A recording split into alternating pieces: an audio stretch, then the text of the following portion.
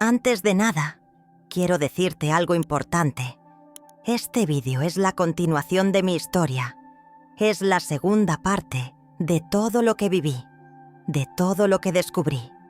Si has llegado aquí por primera vez, por favor, vuelve atrás y mira el vídeo anterior. Solo así podrás entender el dolor, la traición y el valor que tuve que reunir para seguir adelante. Me llamo María del Carmen y esta historia aún no ha terminado, pero esa es otra parte de la historia. A la mañana siguiente, cuando abrí la puerta del portal, el olor a lejía recién pasada se mezcló con el del pan tostado que venía del bar de la esquina. Llevaba la carpeta azul pegada al pecho como si fuera un escudo. Hoy digo que sí, había escrito en la libreta. No sabía a cuántas cosas iba a tener que decir que sí, ni a cuántas no. Lola me esperaba abajo con 2 cafés para llevar. El vaso de cartón quemaba agradablemente las manos. «Vamos primero al hospital», dijo. Luego pasamos por la asociación. En el archivo clínico nos recibieron en una sala de paredes crema y fluorescentes cansados. El funcionario, un hombre de unos 50 con gafas al borde de la nariz, leyó mi solicitud con parsimonia. «Derecho de acceso a historia clínica de paciente fallecido por vínculo de primer grado», murmuró. «Está en regla. Plazo estimado, 15 días. ¿No podría ser antes?», pregunté. «Estamos bajo mínimos de personal». Me mordí la lengua. Firmé. El bolígrafo se me resbalaba un poco por los dedos sudados. 15 días me sonaron a un año. Al salir, Lola me apretó el antebrazo. «Respira. Hoy también moveremos otras piezas». En la asociación, el olor a café de termo y a fotocopia me recibió como algo familiar. Teresa nos llevó a un despacho pequeño con una mesa redonda. Había un cuaderno abierto, post-its de colores pegados en la pared y una planta que pedía agua. «He preparado un plan en 3 líneas», dijo. «Acompañamiento legal, apoyo emocional y protección comunitaria. Pero antes de nada, te pregunto de nuevo, Carmen, ¿quieres que te ayudemos? Pedir ayuda es un acto de valentía. Implica aceptar que no controlas todo y compartir tu historia. Y a veces habrá gente que te juzgue». Tragué saliva. La palabra «juzgue» se me clavó en la garganta. Pensé en las vecinas que ya cuchicheaban en la escalera. «Quiero ayuda», dije. «Pero no quiero convertirme en un espectáculo». «No lo serás», intervino Lola.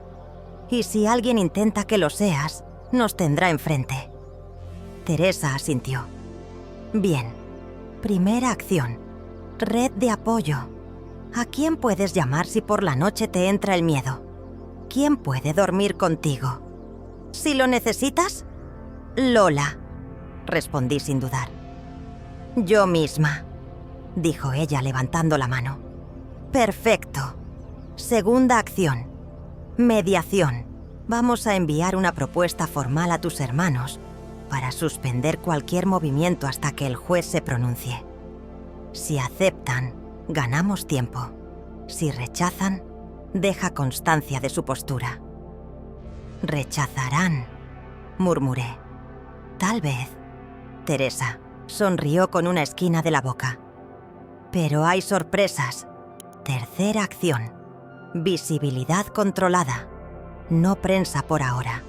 Sí carta al colegio notarial y a servicios sociales para que conste la situación de vulnerabilidad. Cuarta, grupo de duelo y resiliencia los jueves por la tarde. Mujeres que han pasado por herencias, abandonos, traiciones. Te vendrá bien escuchar y ser escuchada». La idea de sentarme con otras mujeres a contar mis miserias me hizo un nudo en el estómago. Pero recordé la noche anterior. Hoy digo que sí. «Iré», respondí sorprendida de oír mi propia voz tan clara. Teresa sacó una hoja. «Esto es un protocolo de seguridad doméstica.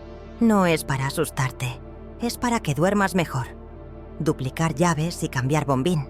Avisar a vecinas de confianza. Guardar copias en 3 lugares distintos. Lista de teléfonos a mano. Y una cosa más. Psicóloga. Tenemos a Inés los martes. ¡Gratis! No estoy loca. Se me escapó con brusquedad. Nadie lo ha dicho, replicó Teresa suave. La psicología no es para locos. Es para valientes que atraviesan tormentas. Te ayudará a poner límites sin sentir culpa. Sentí los ojos húmedos. Poner límites sin culpa. ¿Cuántas veces había deseado eso? Salimos con la carpeta, más gorda y el corazón algo menos apretado. Al cruzar la plaza, el sol de mediodía arrancaba destellos a los cristales. Un acordeonista tocaba Historia de un amor. Me detuve. Ese bolero me llevaba a Luis, a la Plaza del Pilar, a la juventud. Respiré hondo. Estoy a salvo, me repetí. El teléfono vibró. Número desconocido. ¿Sí? ¿Doña Carmen? Le llamo de Aragón Radio. Somos un programa de servicio público. Nos ha llegado su caso por... Titubeó. Una asociación. Queremos darle voz. Las herencias injustas a mujeres mayores son un problema creciente. Miré a Lola. Ella negó suavemente con la cabeza. Gracias, dije. Pero no es el momento. Entiendo. Si cambia de opinión, aquí tiene mi contacto. Colgué con el pulso acelerado. La visibilidad traía ayuda, sí, pero también miradas. Todavía no. Regresamos a mi piso por la tarde con un cerrajero que cambió el bombín en 20 minutos. El olor a metal y a grasa llenó el recibidor. Antes de irse, me dijo: si vuelven a forzar, avise sin abrir. Aquí tiene 3 juegos. Guardé uno en casa de Lola y otro en la asociación. 3 lugares distintos, había dicho Teresa. Al atardecer sonó el timbre. Abrí con el pie puesto para bloquear la puerta. Doña Mercedes, susurré, aliviada. Subió despacio, sujetando la barandilla. Te traigo esto, hija. Me alargó una hoja escrita a mano, temblorosa pero legible. Es mi declaración. Perdona lo de ayer. Me asusté, pero no puedo callar. Yo vi a tus hermanos entrar con señores de traje 3 veces y escuché lo de dejar todo atado. La abracé. Olía a colonia de lavanda y a sopa recién hecha. Gracias. No sabe cuánto significa esto. Puedo testificar. Que lo sepa. Cuando se fue, me quedé con la hoja entre las manos. A veces la ayuda llega tarde, pero llega. Bajé a la garita. Don Emilio me miró con una mezcla de vergüenza y tozudez. «Ha venido el cerrajero», dijo como si me informara de mi propia casa. «Sí, y también doña Mercedes ha firmado una declaración». Él apretó los labios. «Traiga 2 copias. Firmaré lo que yo vi, que entraron varias veces y que usted pidió cambiar el bombín. No quiero líos, pero tampoco injusticias». «Gracias, don Emilio». Subí ligera, como si me hubieran quitado un saco de la espalda. Puse las 3 declaraciones. La de Mercedes, la que Lola estaba redactando como testigo de apoyo, y la de Emilio por confirmar, en fundas de plástico. La carpeta azul empezaba a parecerse a mí. Remendada, ordenada, terca. A las 8, Elena me llamó. He enviado la propuesta de mediación a tus hermanos, suspensión de desalojo y de cualquier disposición hasta que haya pronunciamiento judicial. Les doy 48 horas. No aceptarán. Tal vez no. Pero si rechazan, lo usaremos a tu favor. Y otra cosa. He presentado un escrito cautelar pidiendo anotación preventiva en el registro de la propiedad sobre la finca de Almendros. Con la carta y las notas simples, hay base. No cantemos victoria, pero es un paso. Miré por la ventana. El cielo sobre Zaragoza tenía ese azul profundo que anuncia la noche. Por primera vez en mucho tiempo, no sentí el impulso de cerrar todas las persianas. A las 9:15 Antonio me llamó, esta vez con su número. «He leído la mediación», dijo sin saludo. «¿Y?» «Javier dice que ni hablar, que es admitir debilidad». «¿Y tú?» Hubo un silencio largo. «Yo...» respiró. «Yo creo que deberíamos parar hasta que el juez diga algo. Esto se nos ha ido de las manos». Me apoyé en el marco de la ventana. «Entonces di que sí, Antonio. No puedo decidir sin él. Puedes opinar y puedes negarte a presionarme. Eso también es decidir. Mañana te digo». Colgó. Me quedé mirando el reflejo de mi cara en el cristal. Una mujer mayor, cansada, con los ojos vivos. Sonreí apenas. A veces la ayuda llega en forma de duda en el bando contrario. Esa noche fui al grupo de mujeres por primera vez. Una sala sencilla, sillas en círculo, infusiones en vasos de plástico. Inés, la psicóloga, tenía una voz de terciopelo. «Aquí no damos consejos», explicó. «Aquí escuchamos y nombramos. Nombrar es empezar a sanar». Habló primero Paqui, que llevaba 3 años litigando con un cuñado que falsificó firmas. Luego Maruja, que cuidó de su madre 10 años y acabó fuera de la casa familiar. Cuando me tocó, me temblaron las manos. Conté lo esencial. No lloré. Al terminar, aplausos suaves. Inés me miró. «Has hecho sitio para ti hoy», dijo. «¿Qué sientes?» «Vergüenza», contesté. «Y alivio». «La vergüenza no es tuya», replicó Inés. «Es de quienes te borraron. El alivio sí lo has ganado tú». Al salir, el aire frío me despejó. La plaza olía a castañas asadas. En casa de Lola, antes de dormir, abrí la libreta. He aceptado ayuda, y la ayuda me ha aceptado a mí. Algunas manos se retiraron, otras llegaron. No soy un espectáculo. Soy una mujer que se sostiene en otras. Apagué la luz con un cansancio dulce. No todo fue acogida. El hospital me ponía plazos. La radio me tentaba con focos. Don Emilio dudó. Javier apretaba. Antonio vacilaba. Pero en el balance del día, el peso había caído del lado de decir que sí.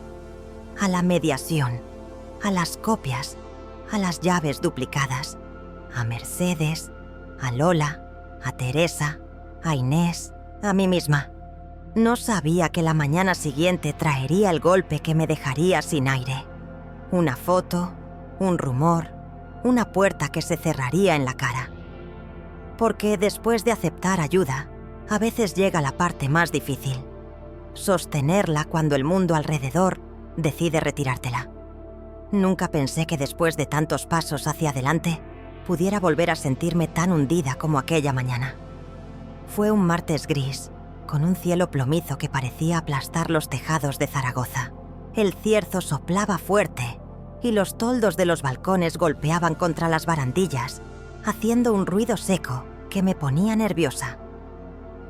Me desperté temprano en casa de Lola, con la garganta seca y el corazón acelerado. No había dormido bien. Toda la noche soñé con papeles que se deshacían en mis manos como cenizas. Bajé a la cocina y me preparé un café, pero al primer sorbo me supo amargo, como si hasta el café se pusiera en mi contra.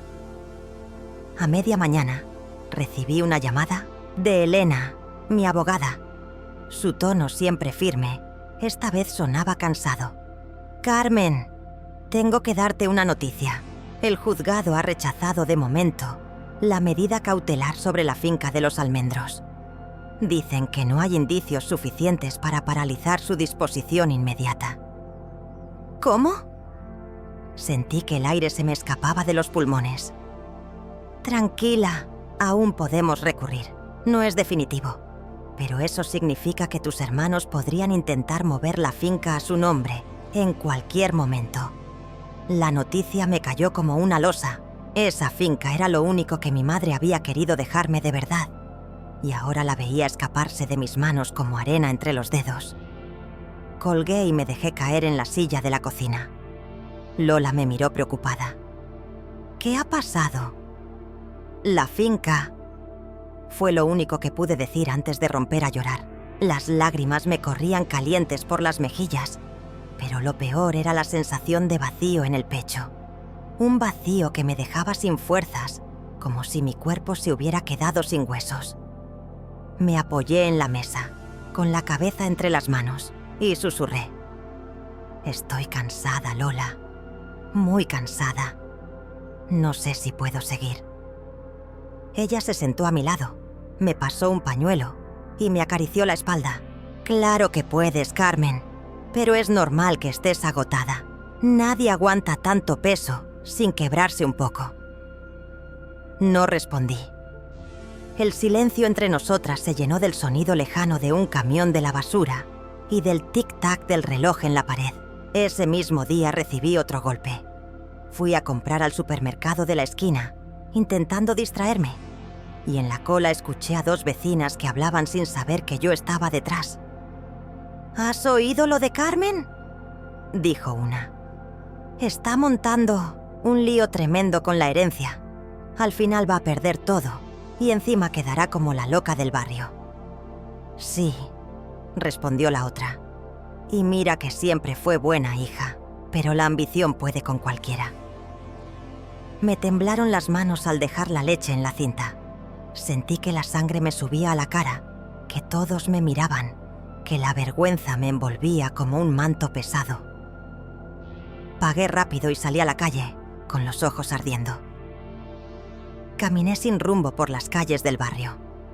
El aire frío me golpeaba en la cara, pero ni siquiera eso lograba despertarme del aturdimiento. Me sentía sola, abandonada, juzgada. Los pocos que sabían la verdad callaban por miedo, y los que no, inventaban rumores que me hacían parecer culpable. Llegué hasta la ribera del Ebro. Me senté en un banco, mirando cómo el agua corría oscura bajo el puente de piedra. El río llevaba ramas y hojas arrastradas por la corriente, y me vi reflejada en ese movimiento, arrastrada, sin rumbo, incapaz de detener nada. Cerré los ojos y me hablé a mí misma. ¿De verdad merece la pena? ¿No sería más fácil rendirse? ¿Dejarlo todo? ¿Entregar las llaves y desaparecer de este barrio que me señala? Por un instante la idea de rendirme me pareció tentadora. Irme a un pueblo pequeño, alquilar un piso barato, empezar de nuevo en silencio.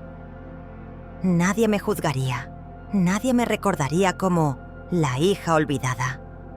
Podría vivir tranquila, aunque fuera con lo opuesto. Pero al mismo tiempo, una imagen me atravesó. La de mi madre en la cama, con la voz débil pero firme, diciéndome: «Cabeza alta, hija, cabeza alta».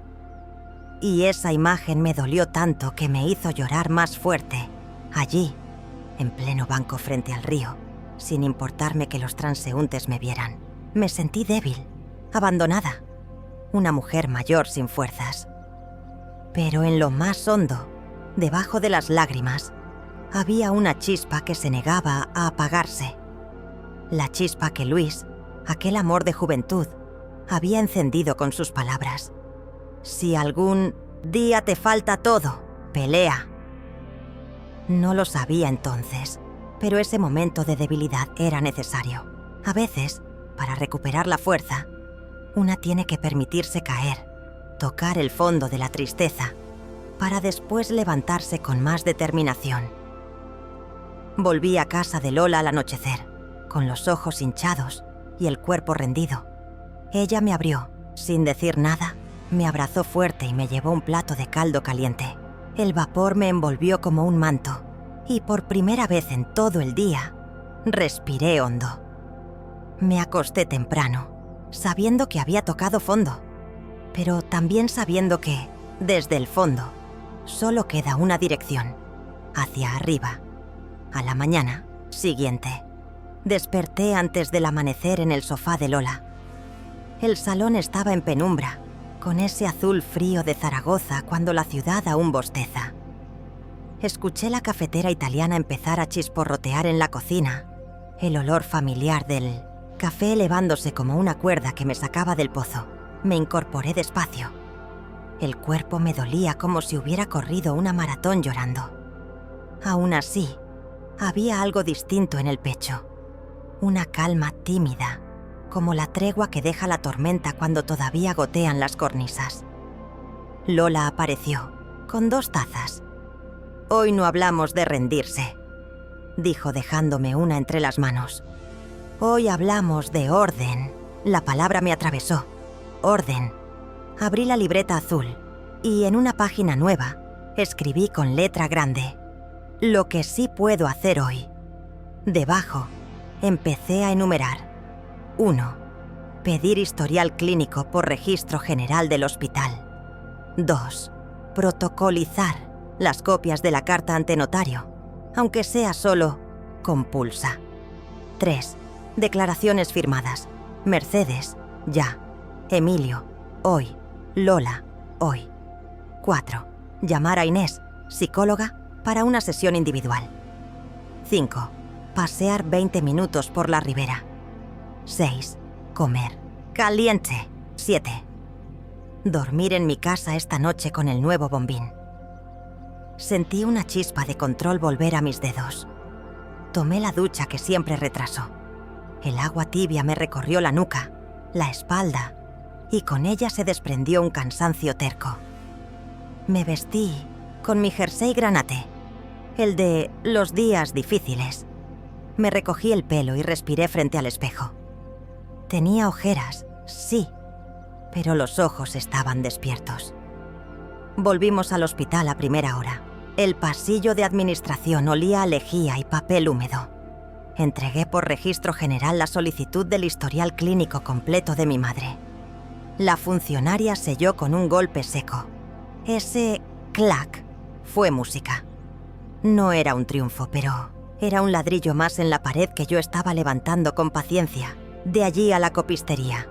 Encuadernamos con espiral las copias de la carta y de las notas simples, cada una con su índice. En la portada, el chico me imprimió un título que le dicté: Documentación Carmen, herencia Doña Pilar, orden y pruebas. Lo sostuve entre las manos como si fuera un pequeño escudo. A media mañana me llamó Inés, la psicóloga de la asociación. «Te espero a las 12. Trae tu libreta». La sala era modesta. Una lámpara cálida, una alfombra de círculos, 2 sillones bajos. Me senté con los hombros en tensión, como si temiera romper algo. «Ayer tocaste fondo», dijo Inés sin rodeos. «Hoy no vamos a negar el dolor. Vamos a competir con él. ¿Sabes cómo?» Negué con la cabeza. «Con hábitos que te devuelvan pertenencia y agencia. 3 pilares: cuerpo, mente, red. Cuerpo: caminar, comer, dormir. Mente: escribir, no para el juez, para ti. Y poner límites en primera persona. Red: pedir ayuda a 2 personas concretas. Cuando vengan los pensamientos de rendición». Tomó mi cuaderno y me mostró una página en blanco. «Escribe 3 frases que te anclen, sin grandilocuencias. Verdades pequeñas que puedas cumplir hoy». Escribí, temblando: «Camino 20 minutos aunque sople el cierzo. Como un plato caliente sin tragármelo de pie. Llamo a Lola o a Teresa si me viene la idea de entregar las llaves». «Bien», sonrió. «Y ahora, un límite. Escribe una frase que empiece por «no voy a» y que sea una promesa contigo». Miré la ventana, las hojas golpeando el alféizar, y escribí: «no voy a insultarme por estar cansada». Me sorprendió la sencillez de la frase y el alivio que trajo. Inés asintió. «Ese es tu tono, contundente y amable. Cuando llamen, Los miedos. Léela en voz alta. Y una cosa más. Ritual. Las batallas largas necesitan símbolos que te recuerden quién eres. ¿Un rosario?, pregunté pensando en mi madre. O una foto, una canción, un paseo a un lugar tuyo. ¿Dónde te sientes Carmen más que en ningún sitio? No lo dudé. La ribera del Ebro. El rumor del agua siempre me ha recolocado los huesos. Salí de la sesión con el paso más firme. Fui directa a la ribera. El frío me cortó la cara, pero caminé con decisión, contando los pasos en mi cabeza.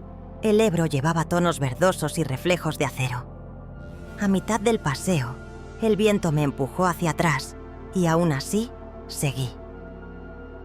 En un banco me senté y abrí la libreta. Repetí en voz baja: no voy a insultarme por estar cansada. Una pareja pasó con un perro. Alguien reía al teléfono. Un ciclista saludó sin conocernos. Me sentí de nuevo parte de la ciudad, no un fantasma empujado por rumores. Por la tarde cumplí el siguiente punto. Don Emilio firmó su declaración, con letra apretada y un doy fe de haber visto, que nos supo a ventana abierta. Lola añadió la suya como testigo de apoyo. En la asociación, Teresa fotocopió todo y lo guardó en una carpeta gemela a la mía. Copia 2, asociación.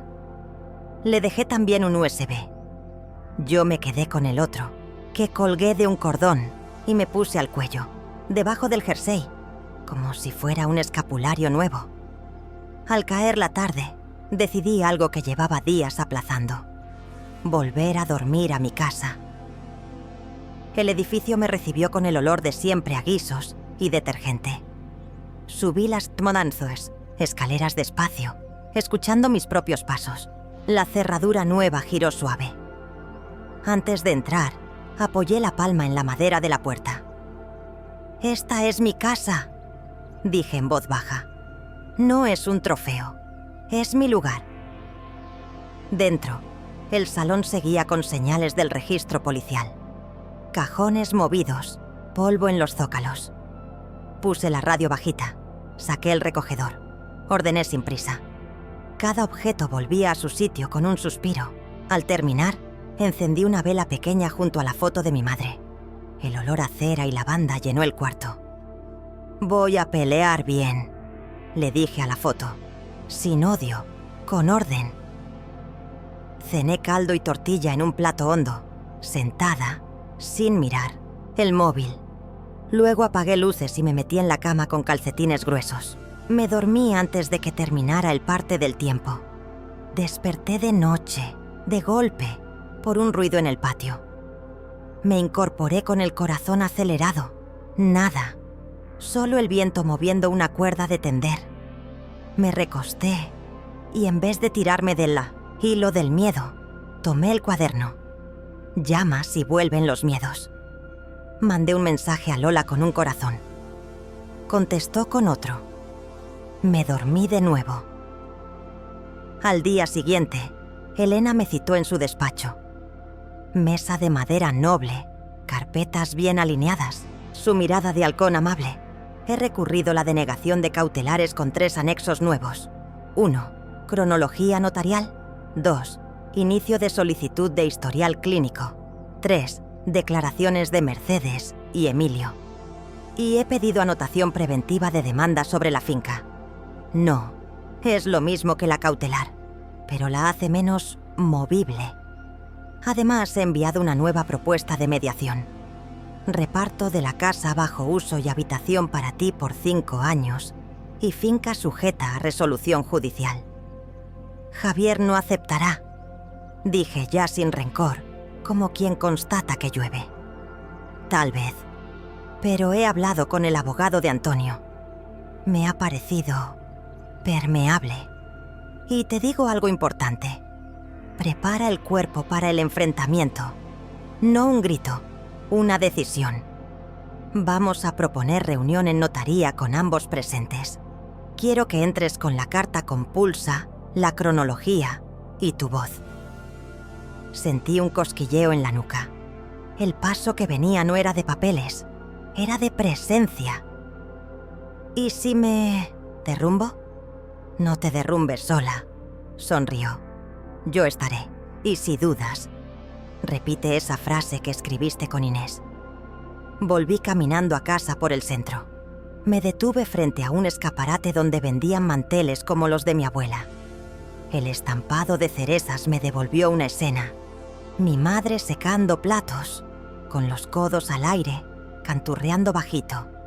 Claro de luna. Se me humedecieron los ojos, pero no de tristeza, de gratitud. No todo lo que me había traído hasta aquí era dolor. Había amor, también. Y ese amor ahora me sostenía. Al llegar sonó el teléfono. «Antonio, mañana a las 12 en la notaría», dijo directo. «Voy yo. Javier dice que no le da la gana, pero si hay papeles, prefiero verlos. No prometo nada. Con que vengas me basta». «Carmen», titubeó, «no quiero que esto acabe peor de lo que ya está». «Yo tampoco, Antonio. Ven sin escudos. Yo iré sin piedras». Colgué y me quedé de pie en el pasillo, sintiendo cómo todo mi cuerpo se alineaba con esa cita. Fui a la cocina, lavé una taza, ordené los cubiertos, pequeños gestos que ponían mi mente en presente. Después abrí la carpeta azul y repasé el índice. Subrayé las fechas clave con rotulador. Añadí post-its discretos. Practiqué delante del espejo 3 frases que no quería olvidar. Quiero que conste la voluntad previa de mi madre. No firmaré nada sin lectura tranquila y asesoramiento. Propongo suspensión de movimientos hasta decisión judicial. Las repetí hasta que sonaron naturales en mi boca. No buscaba épica, buscaba claridad. Al anochecer, llamé a Inés. «Tengo la reunión mañana», le dije. «Me da miedo que me tiemble la voz». «Tiembla si tiene que temblar», respondió. La voz temblorosa también construye límites. Antes de entrar, apoya los pies en el suelo y busca un ancla. Un olor, una imagen, una palabra. «Lavanda», dije sin pensar. «Perfecto. Lleva en el bolsillo un pañuelo con unas gotas. Cuando te suba la marea, huélelo. Te recordará que sigues aquí».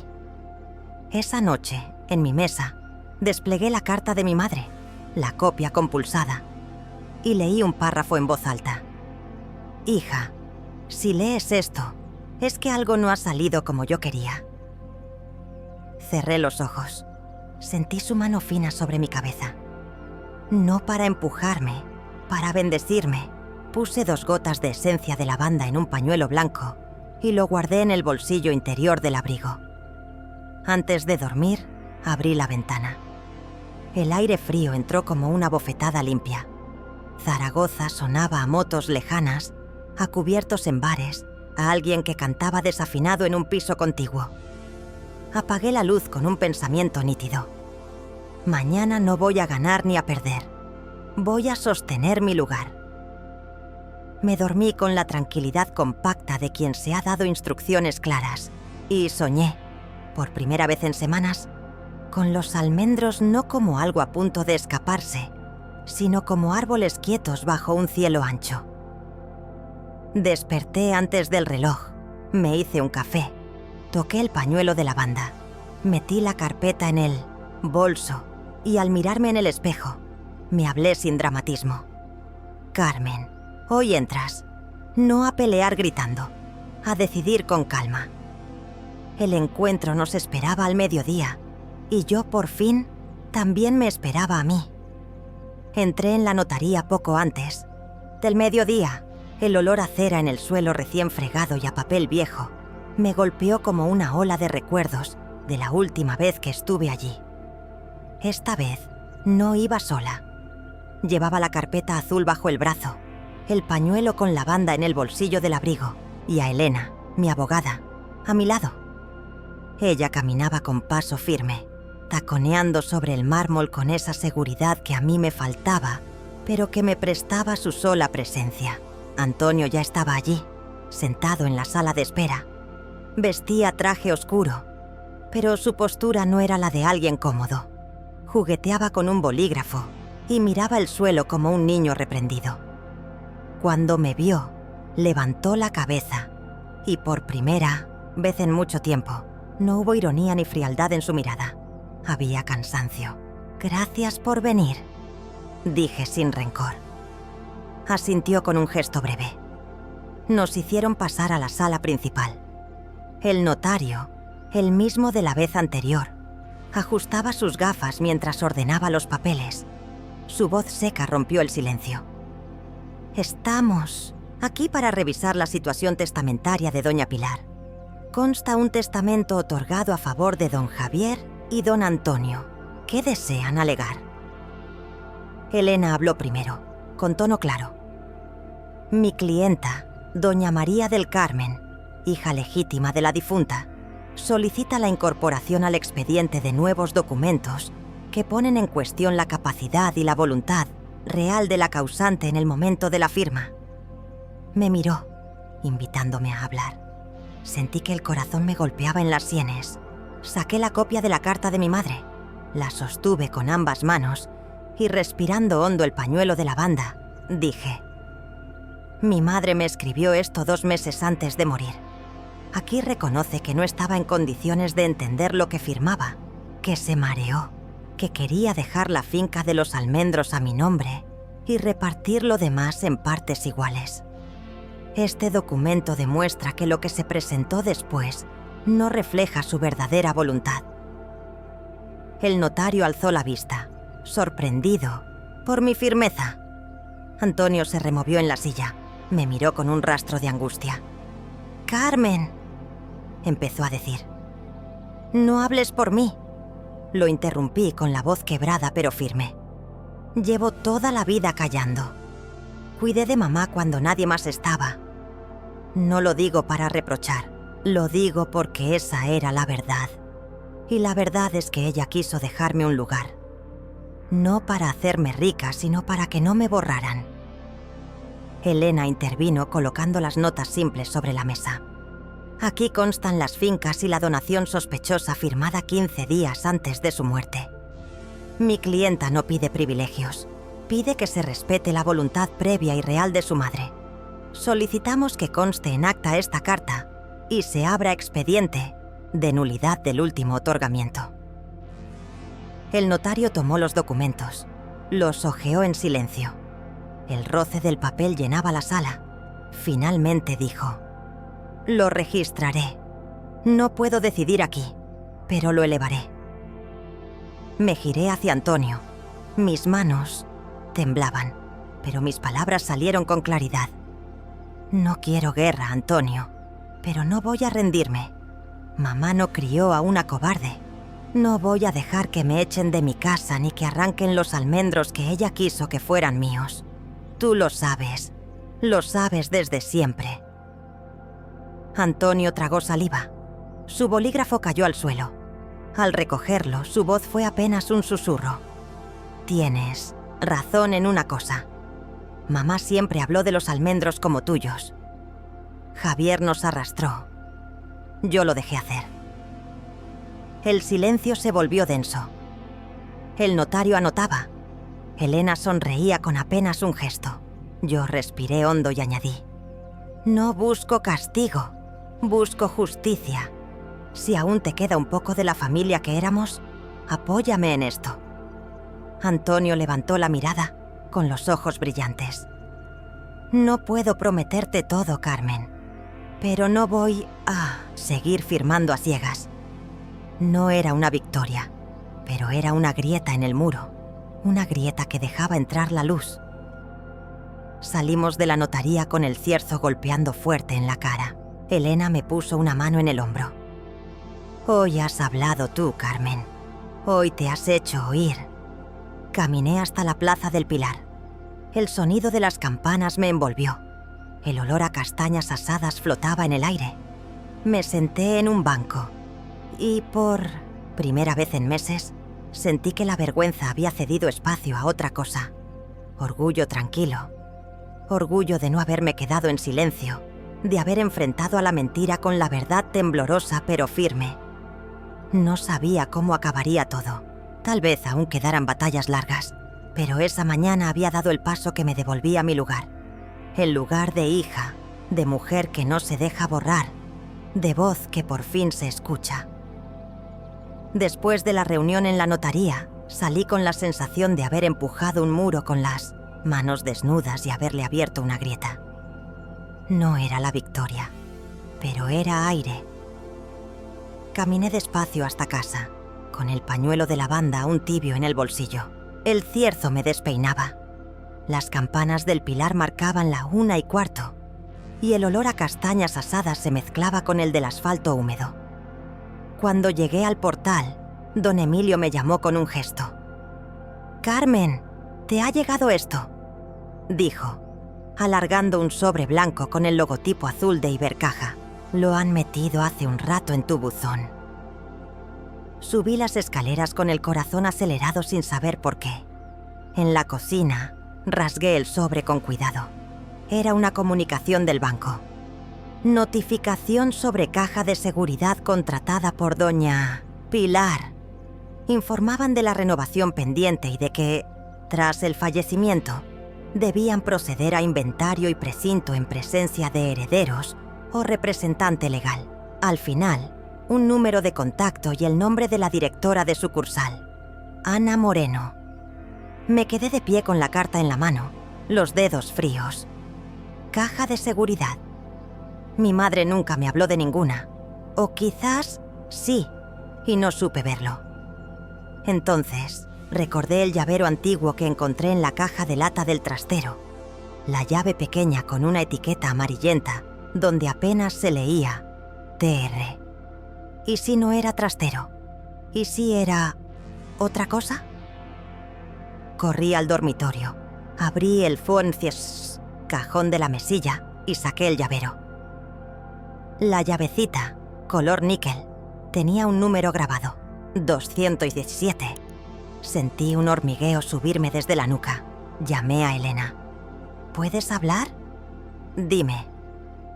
Ha llegado una notificación de Ibercaja sobre una caja de seguridad de mi madre.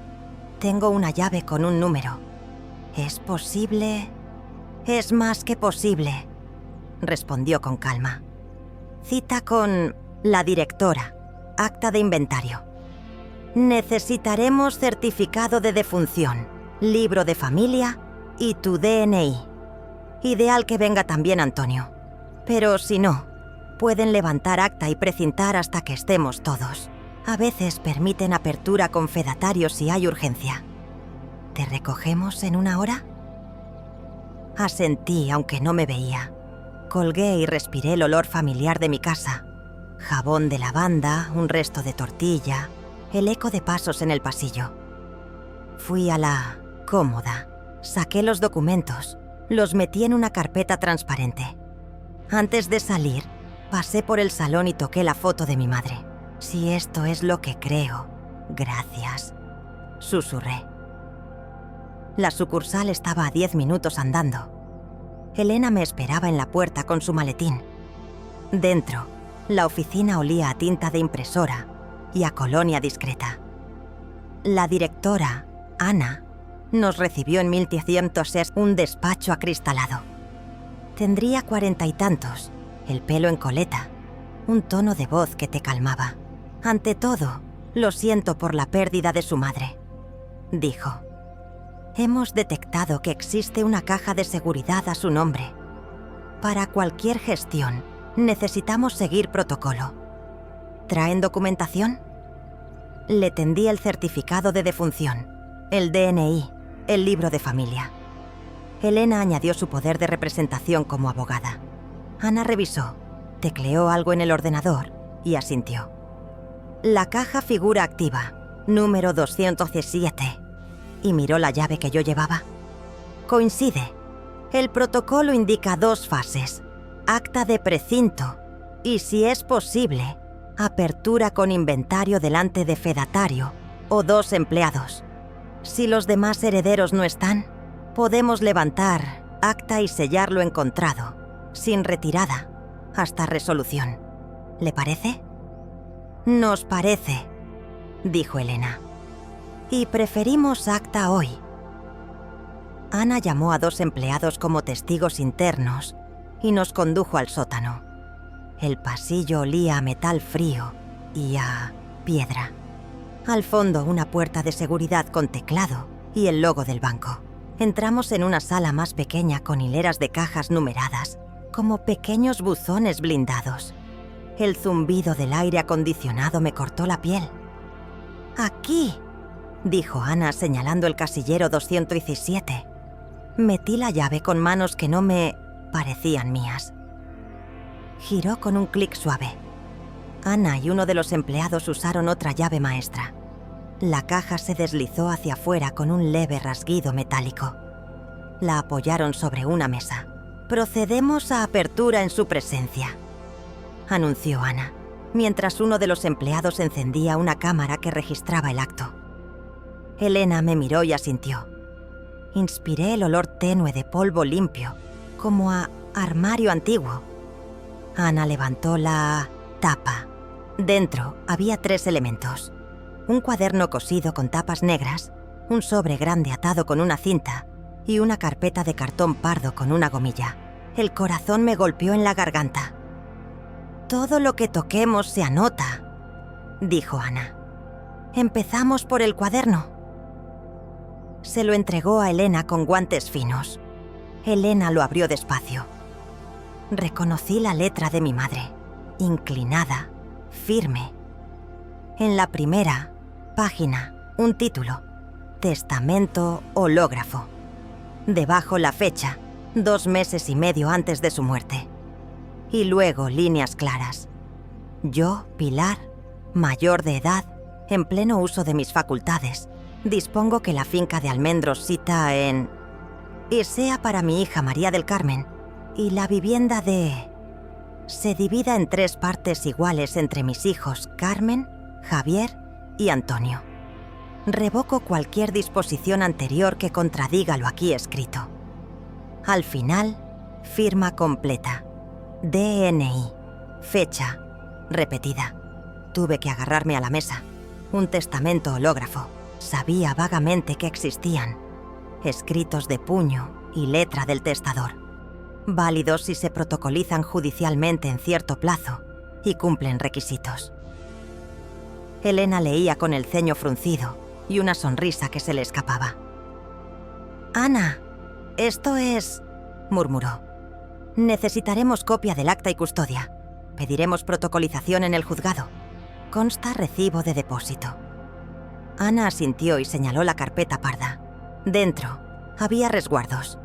Pago anual de la caja, una nota del notario que citaba pendiente de revisión y un papel con el membrete de correos.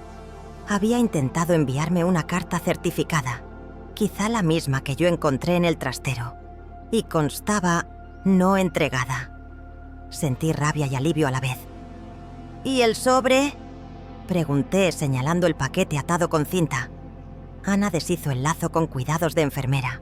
Dentro, fotocopias compulsadas de la escritura antigua, aquella donde nos repartíamos en igualdad, recetas con medicación de mi madre y 3 fotos. Una de los almendros en flor, otra de ella y yo en la finca. Yo tendría unos 20. Y una tercera donde salíamos los 3 hermanos de niños, con los codos huesudos y el pelo despeinado.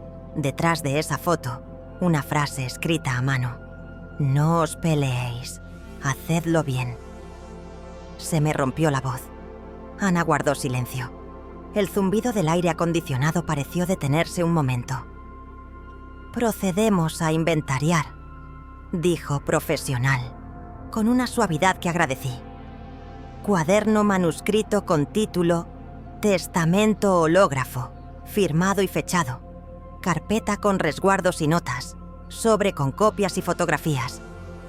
Queda todo precintado y bajo custodia de la entidad hasta 1900 que el juzgado indique lo contrario. Les entrego acta con vídeo adjunto». Elena cerró el cuaderno con una palmada leve. «Carmen, esto cambia el tablero. El hológrafo, si se protocoliza, Y no hay vicio formal, prima como voluntad, y está fechado antes del testamento que leyeron en notaría, sumado a la carta y al historial médico. Me miró.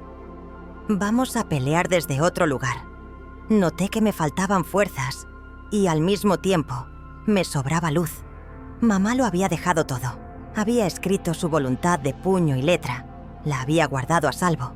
Había fotografiado los almendros como quien deja una pista luminosa. Yo no estaba loca, ni era una caprichosa. Estaba siguiendo el hilo que ella me tendió. Al salir a la calle, el sol de invierno parecía más limpio. Elena llamó a Antonio desde la acera. Tenemos que vernos ya, no por amenaza, por claridad. Ha aparecido un testamento hológrafo de tu madre en la caja de seguridad del banco. Lo vamos a protocolizar. Te conviene venir. Un silencio largo en el teléfono. Luego la voz de Antonio, pequeña. ¿Un hológrafo? Respiró. Iré. Colgué y me quedé mirando el tráfico de la avenida como quien ve pasar otra vida. Llevé la mano al bolsillo y toqué el pañuelo, de lavanda. No olía solo a lavanda. Olía a almendros. Quizá era mi cabeza, pero quise creer que era ella, mi madre, cosiendo los retales desde algún lugar pequeño y secreto, donde todavía se escriben cartas a mano. Esa tarde, en casa, extendí sobre la mesa la acta de inventario, las copias y la carta que ya conocía de memoria. Llamé a Teresa, de la asociación. Giro del caso, le dije casi riendo. Ha aparecido un testamento manuscrito de mi madre, en la caja de seguridad. Eso no es un giro, respondió. Eso es una llave, y tú la traías en el bolsillo desde hace tiempo. Reí y lloré al mismo tiempo. Después me senté un rato, en el suelo, apoyada en el mueble, y dejé que el cuerpo soltara toda la tensión guardada. A la noche, encendí la radio muy bajito y me hice un té. Afuera, el cierzo golpeaba los tendederos como siempre, pero ya no sonaba a amenaza, sonaba a coro. No sé cómo terminará mi historia, si los jueces verán lo que yo veo y si el papel de mi madre tendrá el peso que merece. Pero el giro de hoy me ha cambiado a mí. Ya no camino pidiendo permiso, camino con una llave en la mano. Y no solo una llave de metal, la llave de la voluntad escrita de mi madre, la llave de mi lugar. Mañana tocará la resolución de todo, esto, o al menos su primer esbozo. Hoy, antes de dormir, he puesto la foto de los 3 hermanos en la mesilla. Detrás, su frase: no os peleéis, hacedlo bien. Ojalá podamos, ojalá seamos capaces. Porque a veces el giro no es que algo externo cambie, sino que por fin vemos lo que siempre estuvo ahí, esperando que lo abriéramos. La mañana después de descubrir el testamento hológrafo, amaneció clara, con un cielo azul frío sobre Zaragoza y un sol que entraba en mi salón como si quisiera iluminarlo todo.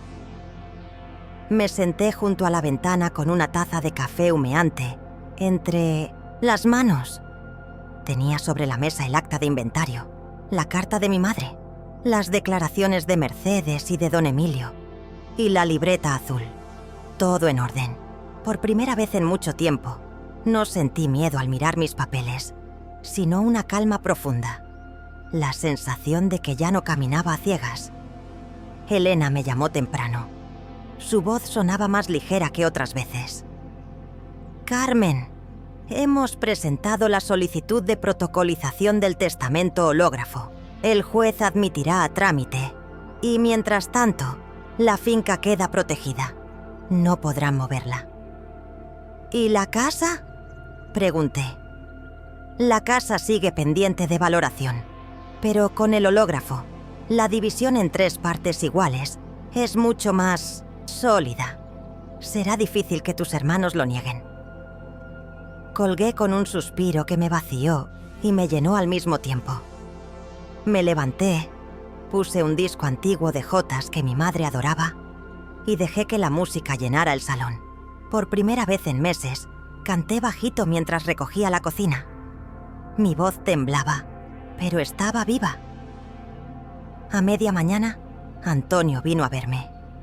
Llevaba el rostro cansado, las ojeras marcadas, y traía un gesto que no le conocía: humildad. Se sentó frente a mí con un café que yo misma le serví. Durante unos segundos, ninguno habló. El silencio se llenó del tic-tac del reloj y del aroma a café recién hecho. «He visto el acta», dijo al fin.